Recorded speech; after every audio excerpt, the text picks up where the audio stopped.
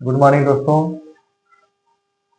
आइए पढ़ते हैं आज पास्ट परफेक्ट टेंस के बारे में, यानी पूर्ण भूतकाल। जैसा नाम से स्पष्ट है, पास्ट टेंस में जो कार्य रहेगा वह आपका पूरा हो चुका रहेगा। पहचान की बात करें तो आप इस टेंस के वाक्यों को कैसे पहचानेंगे, तो मुख्य क्रिया के अंत में चुका था, चुकी थी, चुके थे अथवा या था, की थी, ए थे जैसे शब्द आते हैं। अगर ये शब्द मुख्य क्रिया के अंत में आते हैं तो आप कंफर्म हो जाएंगे कि यह पास्ट परफेक्ट टेंस का वाक्य है।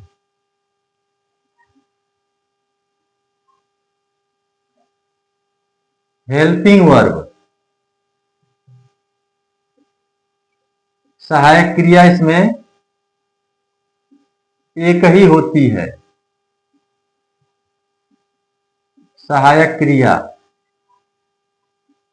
केवल हैड, ठीक है। चाहे कर्ता आपका सिंगुलर हो चाहे प्लूरल, आपको हैड ही लगाना है। और जो पहला वाक्य होता है आपका अफर्मेटिव सेंटेंस,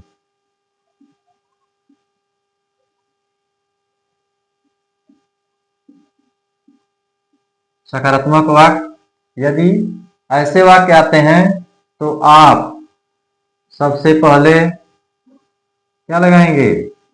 सब्जेक्ट, ठीक, कर्ता, फिर हेल्पिंग वर्ब, इसके बाद third form of main verb, यानी मुख्य क्रिया का थर्ड रूप लगेगा। फिर ऑब्जेक्ट लगाएंगे और ऑब्जेक्ट के बाद कॉम्प्लीमेंट, पूरक लगा देंगे अंत में। देखिए कैसे हम लगाएंगे ऐसे वाक्यों को। तुम रोटी खा चुके थे। देखिए वाक्य अंत में क्या आया? चुके थे, ठीक है। तो यह पास्ट परफेक्ट टेंस का वाक्य है। देखने से लग रहा है काम पूरा हो चुका पास्ट टेंस में। तो अब आप देखेंगे सब्जेक्ट कौन है? तुम के लिए क्या लगाएंगे? यू। सहायक क्रिया हैड, मेन वर्ब खाना है, ईट मीन्स खाना, उसका थर्ड फॉर्म ईटेन।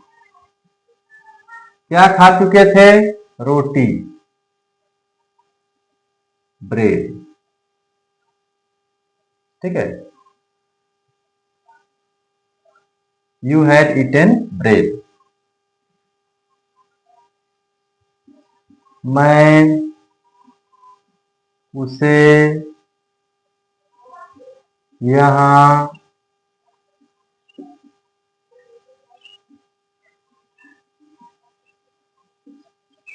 बुलाया था। मैं उसे यहाँ बुलाया था, देखिए या था आया तो भी यह पास्ट परफेक्ट टेंस का वाक्य है। काम समाप्त हो चुका है। कर्ता कौन है? मैं, तो आई।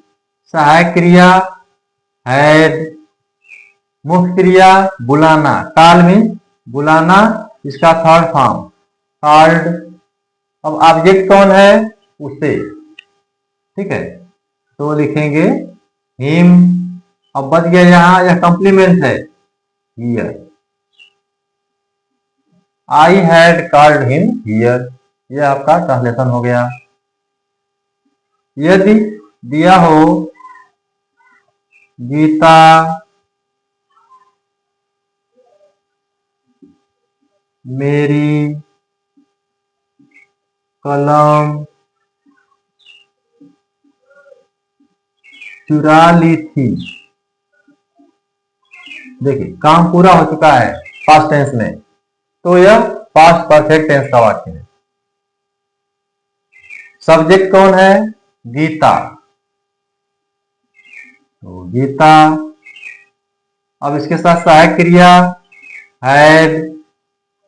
हैड के बाद मुख्य क्रिया, कौन सा काम हुआ? चुराने का। तो स्टील मीन्स होता है चुराना। अब स्टील का थर्ड फॉर्म स्टोलन। क्या चुरा ली थी? मेरी कलम। यह ऑब्जेक्ट है, इस वाक्य में कॉम्प्लीमेंट नहीं है।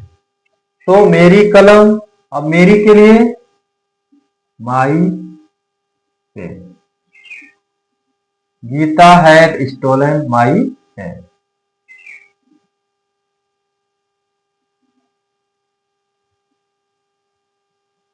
बच्चे कमरे में कहानियां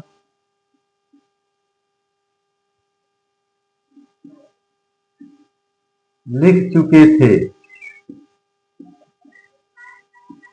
देखिए, चुके थे यानी काम आपका समाप्त हो चुका है। अब कर्ता कौन है? बच्चे, तो लिखेंगे चिल्ड्रेन। और सहायक क्रिया हैड ही आपको लगानी है। मेन वर्ब लिखना, राइट मीन्स लिखना होता है। अब राइट का थर्ड फॉर्म रिटेन।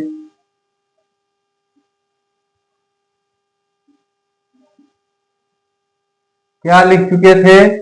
कहानियां, यह ऑब्जेक्ट है। स्टोरीज, ठीक ना, स्टोरी मीन्स एक कहानी, स्टोरीज कर देंगे, कहानियां बहुवचन।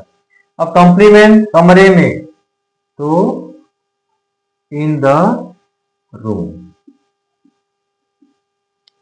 यानी children had written stories in the room. यह इस वाक्य का ट्रांसलेशन हो गया। तो ट्रांसलेशन आसान है।